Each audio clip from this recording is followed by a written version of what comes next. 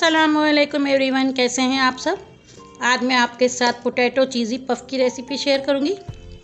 इसे बनाना बहुत आसान है और ये झटपट बन जाता है, बस 10 मिनट में ही तैयार हो जाएगा ये बनके। आप इसे रमज़ान में इफ्तार पे बनाएं या टी टाइम पे बनाएं, ये बच्चों को भी बहुत ज़्यादा पसंद आता है, तो आप इसे बनाइएगा, बहुत ही मज़ेदार बनते हैं। तो चलते हैं फिर रेसिपी की तरफ। एक मीडियम साइज़ के आलू को मैंने बॉईल करके कश कर लिया है। 1 कप दही है। दही को मीठा होना चाहिए, खट्टा नहीं होना चाहिए दही। दही डालने के बाद आलू को और दही को अच्छी तरह से पहले मिक्स कर लेंगे। बिल्कुल अच्छी तरह से मिक्स करना है, कोई भी लम्स ना हो। आलू और दही को मैंने अच्छी तरह से मिक्स कर लिया है। अब इसके अंदर मसाले ऐड करेंगे। आधी चमची चिली फ्लेक्स है और एक दरमियाने साइज की हरी मिर्च को मैंने बारीक बारीक काट लिया है।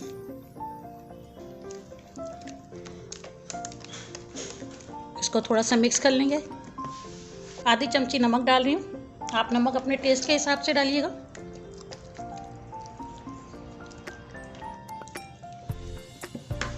ये ब्लॉक वाली चेडर चीज़ है, इसको मैंने छोटे छोटे पीसेस कर लिए। 4 टीस्पून मैंने चीज़ डाल दिए।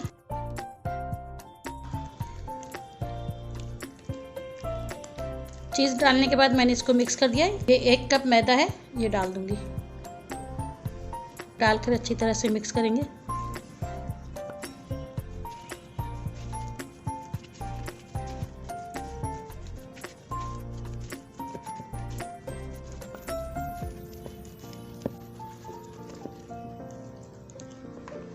मैंने टेस्ट किया है, इसमें नमक थोड़ा सा कम लग रहा है, मैं नमक थोड़ा सा और ऐड करूँगी। मैं 1/2 टीस्पून नमक और डाल रही हूँ।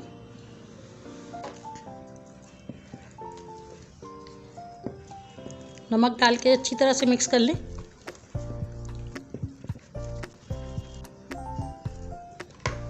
हाफ टी स्पून मैंने बेकिंग सोडा डाला है, इसको डालने के बाद अच्छी तरह से मिक्स कर देंगे। चीज़ आप अपनी मर्ज़ी से कम ज़्यादा कर सकते हैं। बहुत अच्छी तरह से मिक्स करना है इसे। अगर अभी तक आपने मेरा चैनल सब्सक्राइब नहीं किया है तो इसे जल्दी से सब्सक्राइब कर लें और बेल आइकॉन का बटन भी ज़रूर प्रेस कीजिएगा ताकि मेरी नई आने वाली वीडियो आपको टाइम पर मिल सकें। आप इसे ट्राई कीजिएगा और कमेंट्स में मुझे फीडबैक ज़रूर दीजिएगा। इसको बहुत अच्छी तरह से मिक्स कर लिया है। मैंने चूल्हे पे तेल गरम करने के लिए रखा हुआ है, बस मैं हाथ के हाथ इसे फ्राई कर लूँगी। तेल गरम हो चुका है, आप हाथों से भी डाल सकते हैं, लेकिन मैं स्पून से डाल रही हूँ।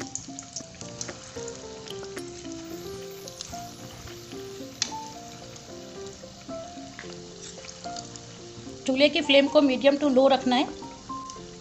अभी इसमें चमचा नहीं लगाना है। देखें ये हल्का हल्का सा ब्राउन होना शुरू हो गया, इसे हल्का सा पलट दें आप।